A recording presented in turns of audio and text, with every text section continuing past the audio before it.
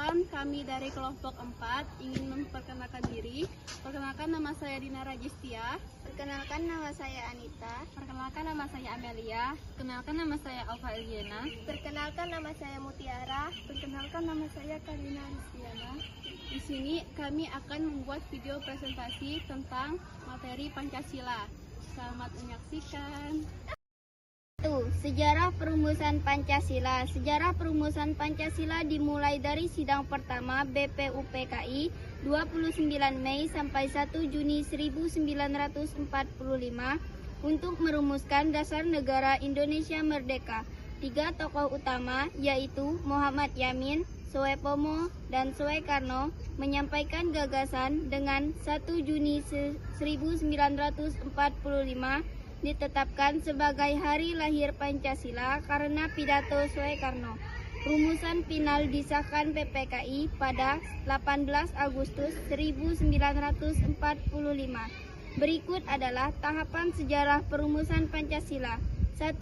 Pembentukan BPUPKI 29 April 1945. Jepang membentuk Badan Penyelidik Usaha-usaha Persiapan Kemerdekaan Indonesia BPUPKI atau Dokopitsu Jumbi Inkai untuk meneliti persiapan kemerdekaan. 2. Sidang BPUPKI 29 Mei sampai 1 Juni 1945. 29 Mei 1945, Muhammad Yamin memaparkan 5 dasar negara secara lisan dan tertulis. 31 Mei 1945, Soepomo menekankan teori negara integralistik persatuan. 1 Juni 1945, Soekarno menyampaikan pidato mengenai dasar negara yang disebut Pancasila, kebangsaan, internasionalisme, demokrasi, kesejahteraan sosial, ketuhanan. 3. Panitia 9 dan Piagam Jakarta 22 Juni 1945. BPUPKI membentuk Panitia 9 untuk merumuskan ulang dasar negara. Panitia ini menghasilkan Piagam Jakarta yang memuat rumusan Pancasila awal pada alinea keempat.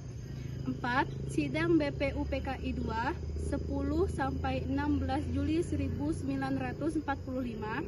Sidang ini membahas rancangan Undang-Undang Dasar, termasuk bentuk negara dan wilayah negara. 5.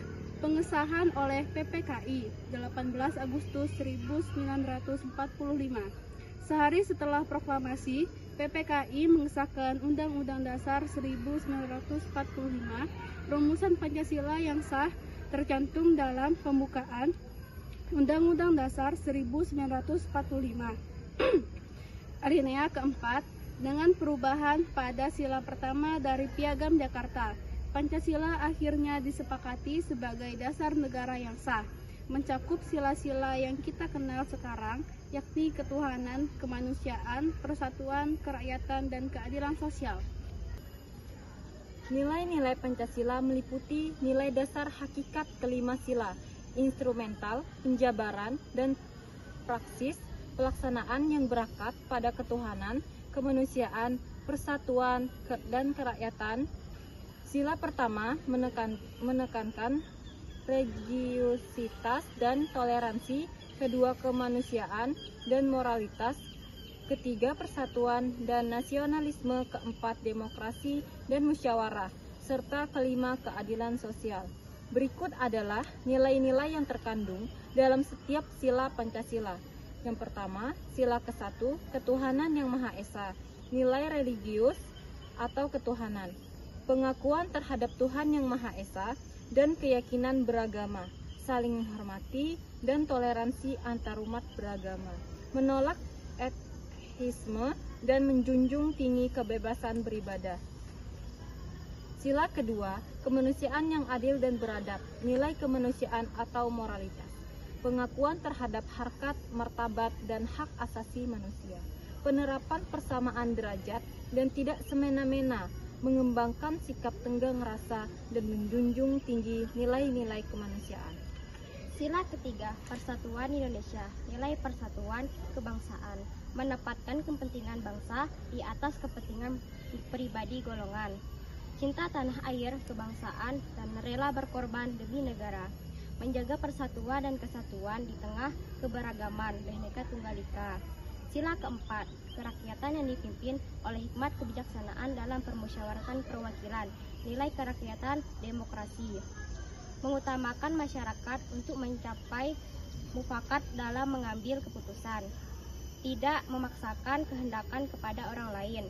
Demokrasi yang bertanggung jawab, jujur, dan menghormati pendapat. Sila kelima, keadilan sosial bagi seluruh rakyat Indonesia, nilai keadilan sosial.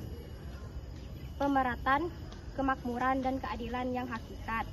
Sikap adil, menghormati hak orang lain, dan keseimbangan hak kewajiban. Gotong royong kerjasama dan mengembangkan sikap kekeluargaan. 3. Pelaksanaan Pancasila. Kehidupan sehari-hari sekadar menghafal kelima sila, melainkan menginternalisasi dan mengamalkan nilai-nilainya dalam tindakan nyata. Pancasila berfungsi sebagai pandangan hidup bangsa dan dasar negara yang manusia dengan Tuhan serta manusia dengan lingkungannya. Berdasarkan 45 butir-butir Pancasila hasil ketetapan MPR nomor 1 atau MPR 2003. Berikut adalah cara pelaksanaan Pancasila. 1. Sila pertama, ketuhanan yang Maha Esa. Pelaksanaan ini menekankan pada kepercayaan, ketakwaan, dan toleransi beragama. Percaya dan takwa, menjalankan perintah agama masing-masing dan menjauhi larangannya. Toleransi, menghormati perbedaan agama, tidak memaksa agama kepada orang lain, dan menciptakan kerukunan antar umatnya. Sikap nyata, menghormati kebebasan beribadah dan tidak mengejek atau merendahkan ajaran agama lain. 2. Sila kedua, kemanusiaan yang adil dan beradab. Sila ini menentukan perlakuan manusia sebagai dengan harkat dan martabatnya sebagai makhluk ciptaan Tuhan.